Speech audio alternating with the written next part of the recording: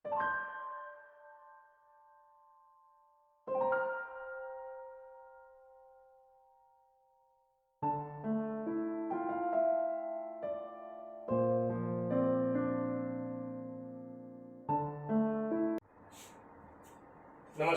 जय श्री कृष्ण। मीमांसा online academy में एक बार पुनः आप सभी का हार्दिक स्वागत है। और आज हम लेकर आए हैं आदिकाल भाग नेक्स्ट, अगला जो भाग है आदिकाल का वो हम लेके आए हैं भाग 7। ठीक है, तो दोस्तों प्रस्तुत है आप सभी के सामने आदिकाल भाग 7। दोस्तों मीमांसा ऑनलाइन एकेडमी पर यह सारी चीज़ें आपको अवेलेबल करवाई जा रही है बिल्कुल फ्री। एकेडमी को जरूर लाइक कीजिए और सब्सक्राइब कीजिए। दोस्तों पढ़ते हैं आदिकाल भाग 7। अब आगे बढ़ते हैं दोस्तों स्मरणीय तथ्य। दोस्तों बात करते हैं सबसे पहले हम तबकात शूरा या तज़किरा ई शूरा ई हिंदी मौलवी करीमुद्दीन की रचना है। तो इस रचना को किसने लिखा है? मौलवी, ये देखिए मौलवी करीमुद्दीन ने इस रचना को लिखा है। यह 1848 ईस्वी में दिल्ली कॉलेज द्वारा प्रकाशित है। यह प्रश्न भी पूछा जाता है, कौन से कॉलेज? दिल्ली कॉलेज द्वारा प्रकाशित है। और इसमें 1000 कवियों का इसमें उल्लेख मिलता है, जिसमें से केवल 60 या 62 ही हिंदी के कवि हैं।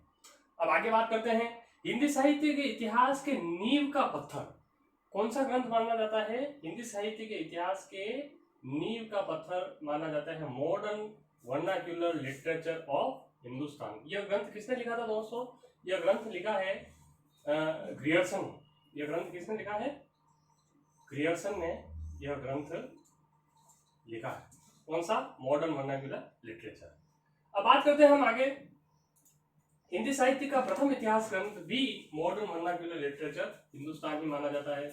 सर्वप्रथम काल विभाजन मूल्यांकन प्रवृत्ति ग्रियर्सन ने की थी। तो सर्वप्रथम अगर पूछा जाए सबसे पहले काल विभाजन मूल्यांकन पद्धति प्रवृत्ति किसने की थी? ग्रियर्सन ने की थी। अब आगे हम बात करते हैं मॉडर्न वर्नाक्यूलर लिटरेचर को प्रथम इतिहास ग्रंथ किसने माना है? किशोरी लाल गुप्त ने। तो ये काफी इंपॉर्टेंट प्रश्न है कि किशोरी लाल गुप्त के अनुसार, किसके अनुसार? किशोरी लाल गुप्त के अनुसार हिंदी का मॉडर्न वर्नाक्यूलर प्रथम इतिहास ग्रंथ कौन सा है? तो इसका आंसर होगा ये modern vernacular literature of Hindustan. अब बात करते हैं हिंदी साहित्य का प्रस्थान बिंदु शिव सिंह सरोज को माना जाता है। इंपॉर्टेंट क्वेश्चन है, हिंदी साहित्य का प्रस्थान बिंदु किसको माना जाता है? शिव सिंह सरोज को माना जाता है। और यह शिव सिंह सरोज जो ग्रंथ है दोस्तों वो किसने लिखा है? शिव सिंह सेंगर ने लिखा है, यह हमें ध्यान रखना है। और 1883 ईस्वी में यह प्रकाशित हुआ था। हालांकि ये 78 में ही प्रकाशित होने के लिए चला गया था। 78 में ही प्रकाशित होने के लिए यह चला गया था। कौन सा? शिव सिंह सरोज ग्रंथ। लेकिन यह उस समय प्रकाशित न हो पाया था और 83 में जाकर यह प्रकाशित हुआ। और यह इसको प्रकाशन वर्ष क्या है? इसका प्रकाशन कहां से हुआ? नवल किशोर प्रकाशन, नवल किशोर प्रेस, लखनऊ से इसका प्रकाशन हुआ था। किसका? शिव सिंह सेंगर का। तो ये बात हम कर रहे थे। अब आगे बात करते हैं हम वापस। ग्रियर्सन ने अपने ग्रंथ में शिव सिंह सरोज की सहायता ली। ग्रियर्सन ने अपने ग्रंथ में शिव सिंह सरोज की सहायता ली, जो मैंने अभी आपको बता दिया। दोस्तों मॉडर्न वर्नाक्यूलर लिटरेचर में वर्णित कवियों की संख्या है 952। कितनी है कवियों की संख्या? 952 है। 952। इसको थोड़ा लाइट कर दीजिए पेंसिल को। एशियाटिक सोसाइटी ऑफ बंगाल की पत्रिका विशेषांक में प्रकाशित ग्रंथ का नाम है मॉडर्न वर्नाक्यूलर लिटरेचर। यह प्रश्न भी पूछा जाता है कि एशियाटिक सोसाइटी ऑफ बंगाल की पत्रिका विशेषांक में प्रकाशित ग्रंथ का नाम बताइए। तो उस ग्रंथ का नाम है, कौन सा नाम है? ये देखिए, वही modern vernacular literature of Hindustan. ये ग्रियर्सन के द्वारा ही लिखा गया है। ठीक है, अब आगे बात करते हैं। मिश्र बंधु विनोद काफी इंपॉर्टेंट ग्रंथ है। मिश्र बंधु विनोद में हिंदी साहित्य के इतिहास को विभाजित किया 5 कालों में। ये इंपॉर्टेंट क्वेश्चन है दोस्तों। मिश्र बंधु विनोद में 5 कालों में विभाजन किया गया है। मिश्र बंधु विनोद। अब आगे बात करते हैं वापस दोस्तों। हिंदी नवरत्न के लेखक भी मिश्र बंधु है। थोड़ी सी और लाइट कर दिए पेंसिल। हिंदी नवरत्न के लेखक कौन है? मिश्र बंधु। तो हमें ध्यान रखना है मिश्र बंधु विनोद और हिंदी नवरत्न दोनों के लेखक मिश्र बंधु थे। दोस्तों आगे बात करते हैं वियोगी हरि की।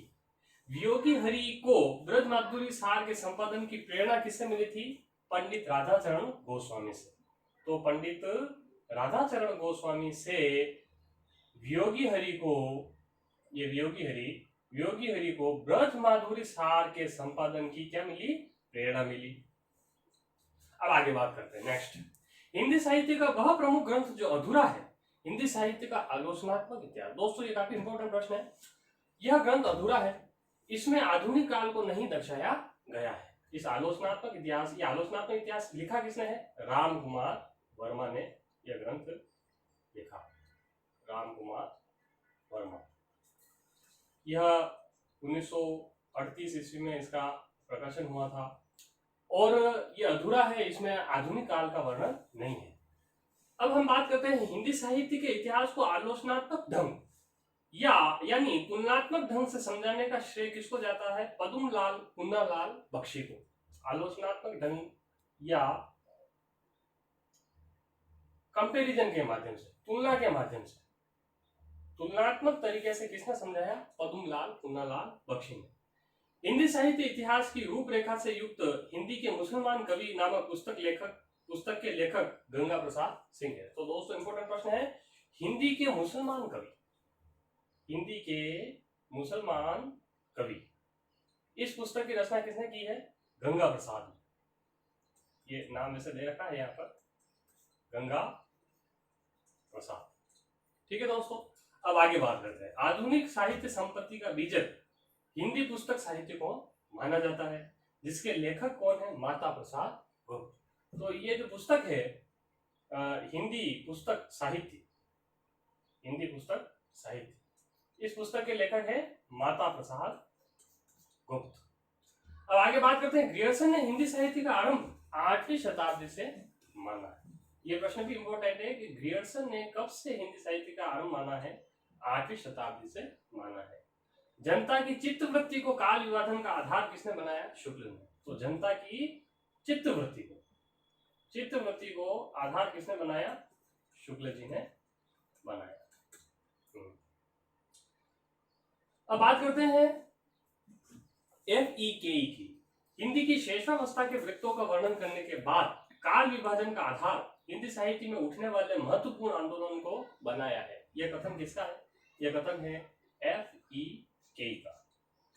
शुक्ल ने अपने ग्रंथ में 950 वर्ष तक के साहित्य पर प्रकाश डाला। तो ये भी प्रश्न पूछ दिया जाए कि शुक्ल जी ने कितने वर्षों तक के इतिहास को अपनी पुस्तक में स्थान दिया है? 950 वर्षों तक के साहित्य को। आदिकाल का विशद विश्लेषण हजारी प्रसाद द्विवेदी ने किया। आदिकाल नामकरण ही हजारी प्रसाद द्विवेदी ने दिया था। आदिकाल की सीमा अवधि 11 से 14वीं शताब्दी मानी गई है। अलग अलग विद्वान इसको अलग अलग मानते हैं। तो कोई 11 मानता है, कोई 14 तक, 12 मानता है, 13, तो 11 से 14 तक। अब बात करते हैं आदिकाल को अपभ्रंश काल किसने कहा? आदिकाल को अपभ्रंश काल कहा है धीरेन्द्र वर्मा ने। यह इंपॉर्टेंट प्रश्न है। आदिकाल को अपभ्रंश काल कहने वाले विद्वान कौन है? ये है धीरेन्द्र वर्मा। और किसने कहा है? धीरेन्द्र वर्मा के अलावा चंद्रधर शर्मा बोले। आदिकाल को ये दोनों क्या मानते हैं? अपभ्रंश काल मानते हैं। अपभ्रंश। अब आगे बात करते हैं आदिकाल का प्रमुख रस क्या है? आदिकाल का प्रमुख रस है वीर रस। हिंदी का प्राचीन छंद दोहा है। आदिकालीन कृतियां जो सूचना मात्र है, जय मयंक जस चंद्रिका और कीर्ति पताका। ये दोनों जो रचनाएं हैं, जय मयंक जस चंद्रिका जो है वो किसने लिखी? मधुकर कवि ने लिखी। मधुकर कवि ने। और कीर्ति पताका के लेखक आप सभी को पता है विद्यापति ने। तो ये जो दोनों जो ग्रंथ हैं, ये दोनों ग्रंथ सूचना मात्र है। दोस्तों अपभ्रंश को पुरानी हिंदी मानते हुए हिंदी साहित्य का आरंभ 7वीं से 8वीं शताब्दी गुलेरी ने, चंद्रतर्क शर्मा गुलेरी ने माना है। अपभ्रंश को क्या माना है इन्होंने? पुरानी हिंदी। ये भी इंपॉर्टेंट प्रश्न है। अपभ्रंश को पुरानी हिंदी किसने माना है? अपभ्रंश को पुरानी हिंदी किसने माना है? गुलेरी ने। आदिकालीन काव्य में राष्ट्रीय चेतना की प्रवृत्ति का अभाव था। दोहरे नामकरण की प्रवृत्ति आचार्य शुक्ल ने आरंभ की। जैसे ये आदिकाल भी कहते हैं और उसको वीर गाथा काल भी कहते हैं। आदिकाल भी कहते हैं और वीर गाथा काल भी कहते हैं। तो ये दोहरे नामकरण की प्रवृत्ति किसने शुरू की थी? शुक्ल जी ने। शुक्ल जी के अनुसार हिंदी साहित्य का आविर्भाव प्राकृत की अंतिम अपभ्रंश अवस्था से हुआ। अपभ्रंश के प्रथम महाकवि स्वयंभू माने जाते हैं। इसको भी हम आपको ले रहे हैं वापस। अपभ्रंश के जो पहले कवि है वो कौन माना जाता है? स्वयंभू माना जाता है। तो स्वयंभू के बारे में मैं आपको थोड़ा सा यह बता देता हूँ। स्वयंभू को हिंदी का प्रथम कवि किसने माना है? राम कुमार वर्मा ने माना है। और उनकी कौन सी पुस्तक में ये माना है? हम बात करते हैं स्वयंभू की। दोस्तों स्वयंभू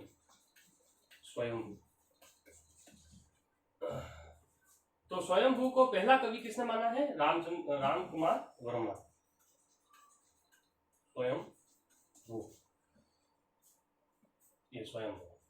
और इसको इनको पहला कवि किसने माना है? राम कुमार वर्मा।